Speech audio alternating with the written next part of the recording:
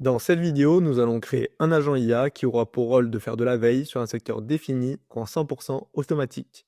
Salut à tous, aujourd'hui on va créer ensemble le workflow de A à Z. Je vais vous expliquer vraiment comment créer vos propres agents IA.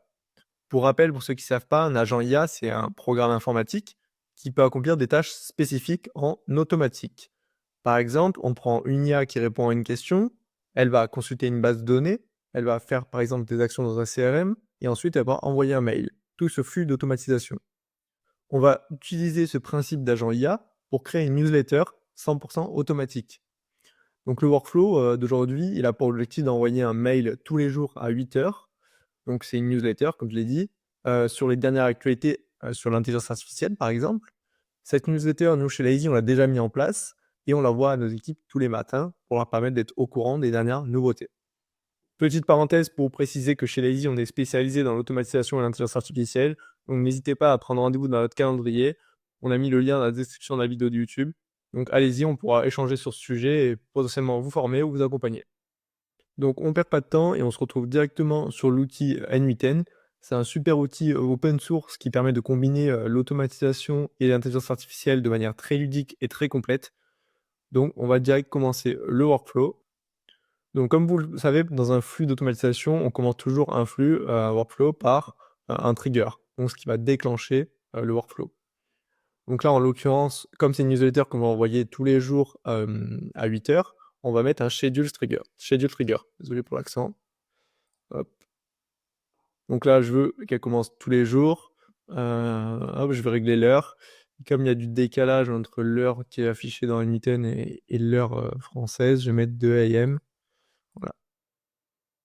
Et donc là, on a notre workflow qui démarre. Donc la deuxième étape maintenant, c'est de mettre un nœud code, hop, donc en JavaScript, on laisse ici. Et donc là, je vais mettre un code qui va générer la date actuelle donc au format ISO, donc année, mois, jour.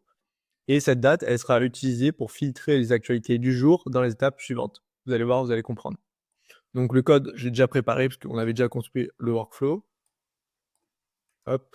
Ça, c'est très simple, hein. Vous pouvez demander à ChatGPT ou n'importe quelle IA, génère-moi un code pour générer une date dans tel format et où vous avez le code qui marche quasiment tout le temps. Donc ça fonctionne très bien. Petite précision que j'ai oubliée, mais là, dans le no-code, j'ai demandé qu'on me retourne le JSON.today. Vous allez voir que ça va en servir. Donc j'ai défini la variable de réponse qui s'appelle JSON.today pour le nœud d'après. Donc maintenant, la troisième étape, donc c'est d'aller chercher l'information, donc chercher les dernières actualités. Et donc là, en l'occurrence, on va faire une HTTP request pour faire appel à une API. Donc je mets HTTP request, hop. Ici, on va faire un get parce qu'on va chercher de l'info. Nous, on utilise l'API de MediaStack qui est pas mal pour récupérer des actualités pertinentes en français et en anglais. Mais vous pouvez très bien utiliser d'autres API, il y a pas mal de choix là-dessus, donc c'est à vous de décider. Hop, je vais copier-coller du coup l'URL de l'API et je vais vous expliquer en détail comment l'utiliser. Hop, je copie-colle, j'agrandis ici. Donc vous allez donc sur MediaStack par exemple, là, ils ont toute une doc qui explique comment utiliser l'API. Donc c'est très simple, vous rentrez votre clé d'accès ici. Ensuite, vous rentrez votre pays ici, donc la France FR. La date que j'ai mis au format qui était demandé, donc je l'ai mis en JSON.today, donc c'est une variable qu'on a définie dans le nœud précédent code. Ensuite, on met la limite, donc moi je veux qu'il y ait 10 articles, et on met le thème avec le sujet, donc on veut des articles populaires sur l'intelligence artificielle, donc AI, j'ai dit. Et donc là, ça va nous faire HTTP request. Je vais mettre ça en expression. Ça, c'est très important parce que voilà, comme j'ai mis une variable, il faut absolument que ça soit pas en fixe, mais en expression pour que, comme dit, le contenu soit variable en fonction de la date qui a été définie dans le code juste avant. On va mettre juste send headers, on va le cocher, et on va mettre réponse, et on va mettre que la réponse est au format JSON parce que c'est ce qu'on veut. Donc voilà, on a nos 3 nœuds, on va pouvoir déjà les tester. Donc je lance le workflow, hop, ici. Je vois que le code me retourne bien la date au format année, mois, jour. Et ici, je lance l'HTTP request et donc elle va aller chercher les 10 articles Donc là, on a trouvé 10 articles, on voit pas bien le format, le mettre en JSON. Donc là, j'ai l'auteur, le titre, l'URL de l'article, très important, vous allez voir par la suite qu'il est utile. J'ai toutes les informations, j'ai 10 articles sur l'intelligence artificielle. Donc maintenant que ça marche, on va passer à l'étape suivante, qui est, de nouveau un nœud code et cette fois-ci, il aura pour objectif de transformer les données donc, de l'API en plusieurs éléments individuels. Donc vraiment le but, c'est de diviser les articles pour faciliter leur traitement un par un. Vous allez comprendre tout par la suite.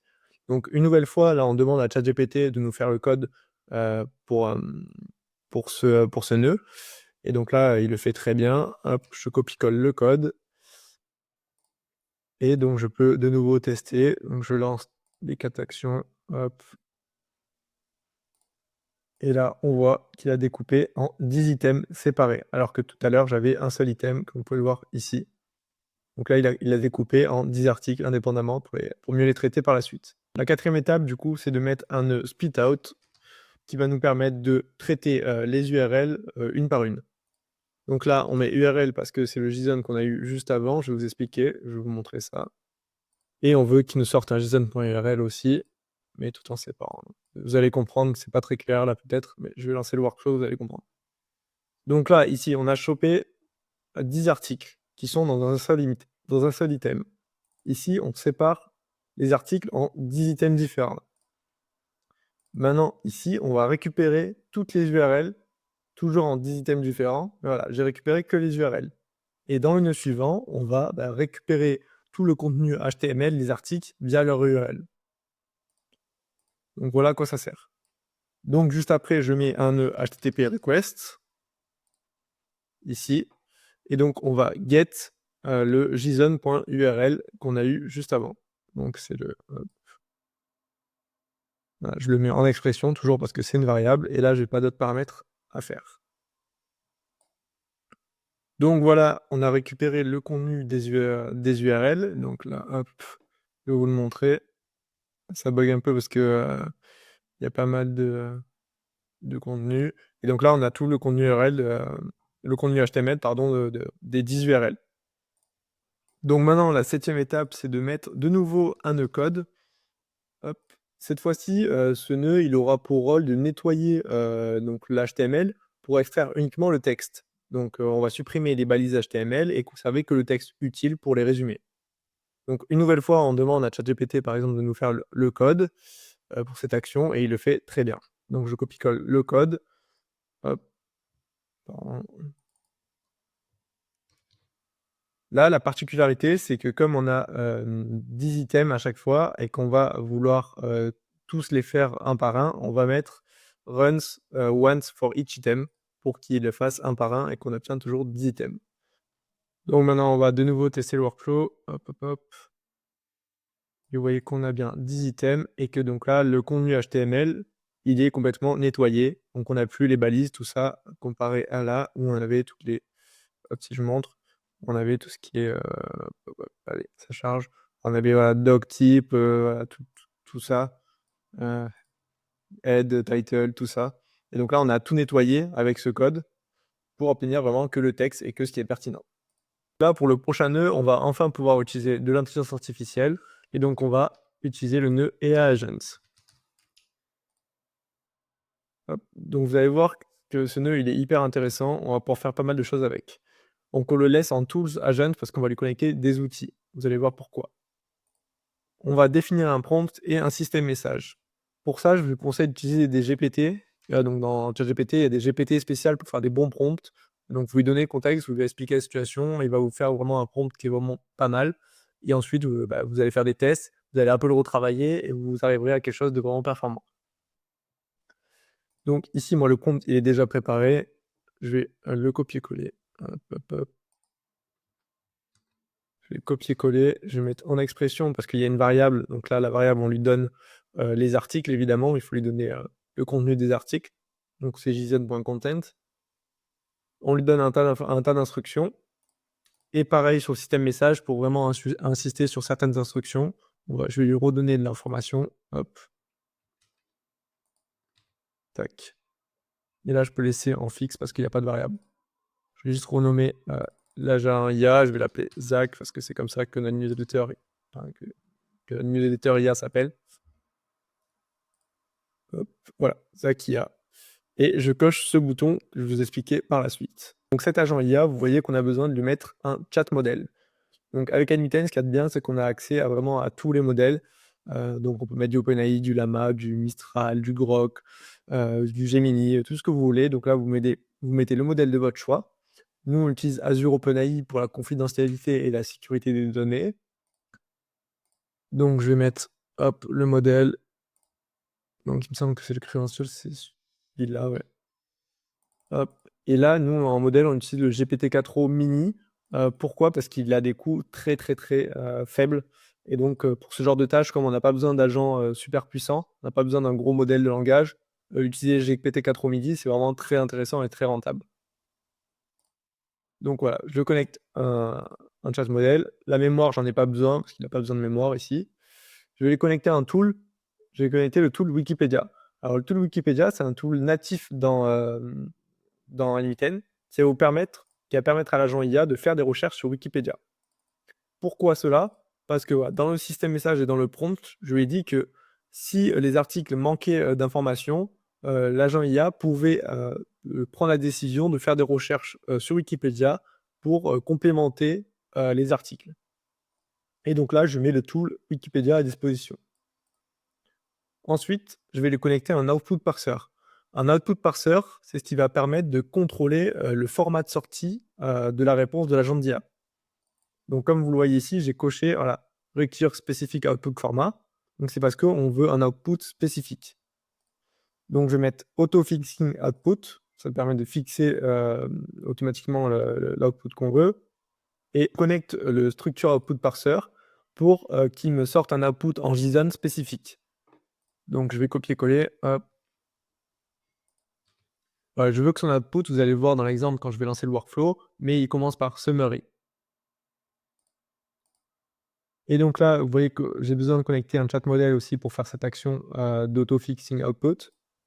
Et donc pareil, je vais les connecter. Je peux faire ça sinon, au lieu de reconnecter, de refaire les manipulations, je peux faire ça. Ouais. Je le connecte au modèle de langage ChatGPT 4o mini qui fait amplement l'affaire. Et donc là, on va pouvoir tester notre workflow. Hop, hop, hop, je vérifie juste que tout est bon. Normalement, tout est OK.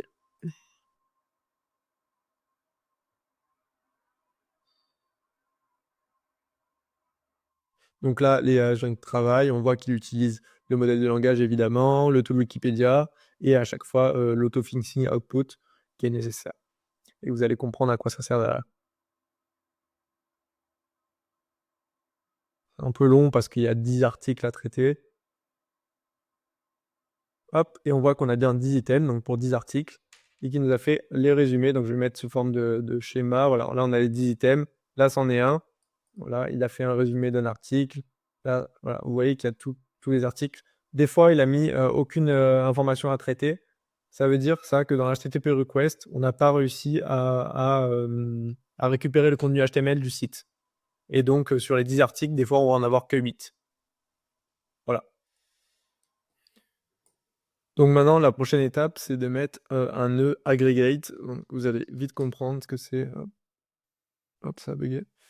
Donc, comme vous pouvez le voir, en fait, c'est l'inverse de split out. Hop, il est là, ici. C'est l'inverse. Donc, ça va permettre de combiner tous les résumés en un seul élément et donc de préparer un seul texte consolidé pour les prochaines étapes. Donc, hop, ici, on met le nœud aggregate. Il me semble qu'il n'y a pas de réglage particulier. Si, un dual field, on met all data. On veut que tout se combine en un seul élément. Voilà, et je mets data, all fields, ça c'est bon. Je laisse comme ça. Voilà, très bien. Ensuite, le prochain nœud, donc c'est un nœud code, encore une fois. Hop, mince. Un nœud code. Et donc là, on va faire points for each item. Et donc là, je vais vous expliquer, je copie-colle le code. Pareil, hein, vous demandez à ChatGPT de le faire. Et donc là, ce code, il a pour objectif de donc transformer les données qui sont consolidées en texte brut propre, et donc supprimer les espaces inutiles et organiser le contenu en paragraphes. Hop, voilà. Donc la prochaine étape, c'est une étape qui est pas obligatoire, mais qui est assez sympa, vous allez le voir. C'est un nœud code une nouvelle fois et ça va nous permettre de déterminer aléatoirement l'humeur de donc Zach, donc c'est la personne qui fait l'IA et de définir du coup son ton et la manière dont elle va rédiger la newsletter. Donc, par exemple, on peut lui dire de choisir aléatoirement entre heureux, blasé ou insolent et donc on va adapter le ton de la newsletter à l'humeur de Zach. Donc encore une fois, ça, vous pouvez demander à ChatGPT de le faire. Je vais copier-coller le code, hop et donc là, comme vous pouvez voir, ça va choisir entre heureux, blasé ou insolent et donc ça va faire un tirage aléatoire, donc il y a 33 de chances que ça arrive, pour heureux et cetera. Ça va nous permettre de rajouter une touche, d'humaniser un peu plus le contenu de la newsletter et aussi de rajouter un peu d'humour, voilà, de voir que quand Zach est, par exemple, est blasé ou insolent, c'est marrant, ça rajoute de la personnalisation et je trouvais ça, cool de vous le montrer. Donc là, la prochaine étape, ça va être de vérifier l'humeur générée et de choisir donc le ton qui correspond à l'humeur. Donc pour ça, c'est très simple, on va mettre un if, hop et donc là, on va mettre, hop, mince. Donc if le résultat de ce que le code nous a sorti, donc sachant que le code, il me semble qu'on avait demandé de retourner un JSON.résultat. Donc là, je vais mettre if, donc JSON.résultat, est égal à heureux, et ben, on adopte le ton, et je vais décrire le ton heureux pour que l'IA comprenne bien, ce que c'est le ton heureux. Donc là, je vais mettre, hop, en expression. Donc si le résultat, juste avant est heureux, hop, je vais mettre comme ça, is equal to, c'est bon, heureux. Ah bah, on va définir, hop, on va définir un prompt. Donc là, je vais définir un prompt que j'ai préparé aussi. Donc là, ça va être le prompt de l'agent IA, ça va être le prompt sur l'humeur et donc voilà, on va lui expliquer, comment il doit parler et donc là, en l'occurrence, j'ai mis, tu parles d'un ton enjoué, tu es heureux de créer cette newsletter et tu veux motiver les collaborateurs donc à passer une bonne journée. Hop, il dit pas tu veux motiver les collaborateurs, il manque, hop, à passer une bonne journée. Donc voilà, on lui explique et on va faire pareil pour chacune des humeurs, pardon. Donc ça, je copie, hop et je colle, hop. Juste que là, du coup, c'est blasé. Je sais pas si j'avais mis un accent ou pas. Ça, c'est important, j'essaie de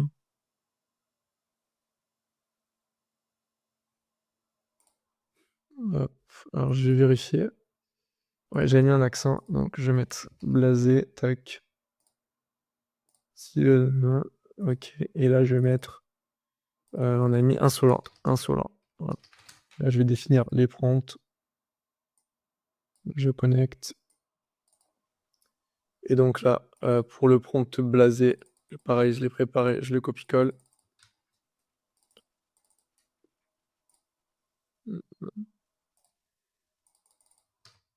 Donc tu es blasé, tu as un peu marre de travailler, et de faire tout le temps la même chose. Hop, ça rajoute une touche d'humour, c'est assez sympa, vous allez voir le résultat et enfin insolent, je trouve que c'est le plus marrant. Hop, je copie-colle le prompt pareil, hop.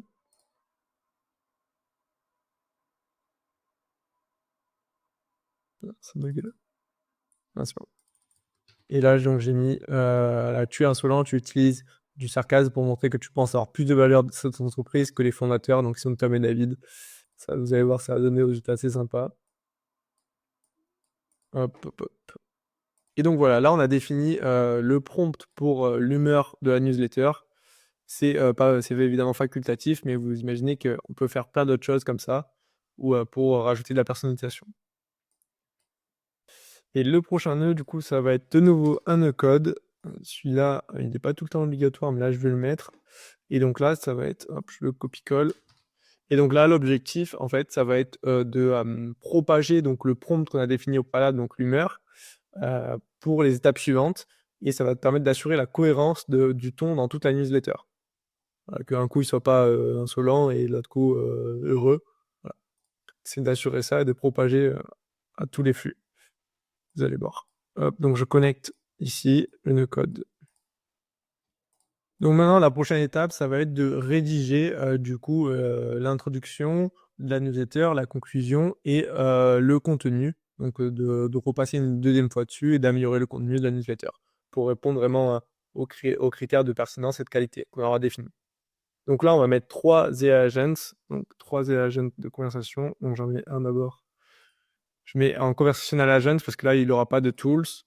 Je le connecte, pardon, au modèle Azure OpenAI. Donc ça, c'est celui-là. Tac, je vais reprendre ici le modèle. Hop, toujours en GPT-4o mini, ça suffit largement. Et les coûts, c'est quelque chose comme 6 fois moins cher que le GPT-4o, donc ça vaut le coup, notamment s'il y a du volume. Hop. Et donc là, je vais lui donner le prompt. Donc là, le premier agent IA, ça va être pour l'introduction. Hop. Donc je copie-colle le prompt.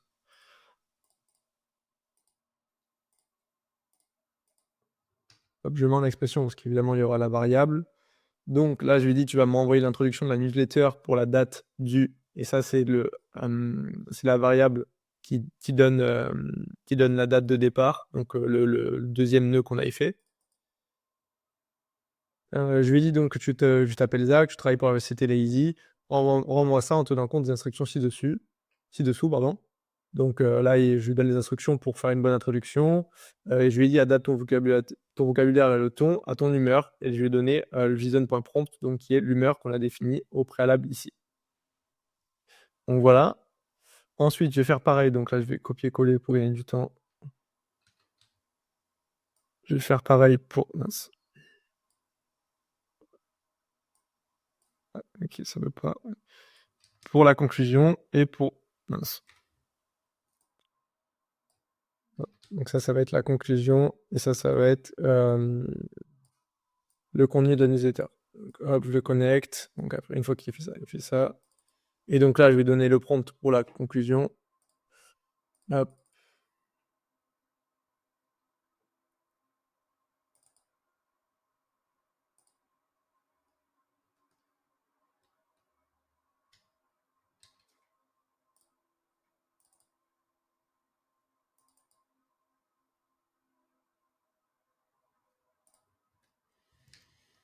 Hop.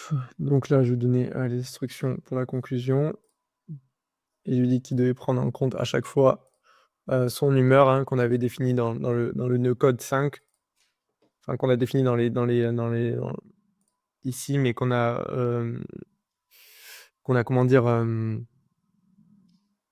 qu'on a propagé ici dans ce nœud code, pardon. Je cherche mes mots.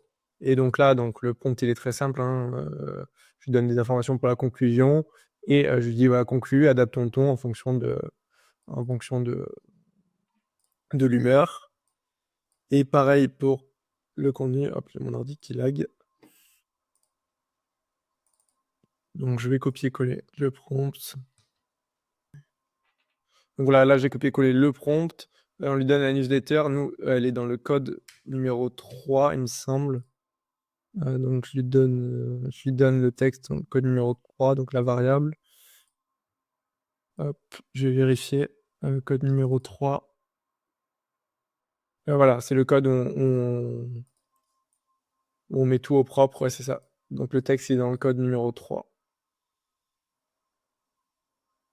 Voilà, donc là j'ai mes 3 agents IA qui ont chacun une tâche spécifique. Voilà, vous pouvez évidemment faire un agent IA qui fait l'introduction, la conclusion et le contenu en même temps, mais pour avoir de meilleurs résultats, il faut vraiment séparer les tâches et donc maintenant, une fois qu'on a les agents IA qui ont rédigé chacune des parties, on va ajouter de nouveau un nœud code, mais cette fois-ci qui va formater la date au format jour, mois, année, qui est un format plus lisible pour les utilisateurs évidemment, notamment les utilisateurs français. Donc là, je remets de nouveau un nœud code. C'est pareil, très simple. Vous demandez à ChatGPT de faire le code. Tac. Et je lui dis de me ressortir l'output en json.today. Donc vous allez voir, là j'ai mis return json.today. Donc maintenant, la prochaine et avant-dernière étape, ça va être donc de générer le contenu HTML final de pardon, de générer le contenu HTML final de la newsletter, donc avec un design soigné, ça va permettre d'assurer une présentation qui est visuellement attrayante, pour l'email. Donc pour ça, on va taper HTML. Excuse-moi. Et donc là, pareil, j'ai travaillé un code avec ChatGPT que je vais copier ici, qui va nous permettre de structurer, l'email. Donc vous voyez que j'ai défini une police, la taille des caractères, le design, tout ça. Hop, hop, ça n'a pas bien collé. OK. Ça n'a pas bien collé. Hop. Et donc là, ce qu'on va devoir faire, c'est remplacer les bonnes variables. Donc là, ça, c'est tout ce qui est visuel. Et en bas, ici, on a les variables avec donc le titre, donc newsletter lazy du. Et là, on voit qu'on a le code 6 avec JSON.today. Donc c'est ce qu'on a défini juste avant. Donc c'est le format de la date, jour, mois, année.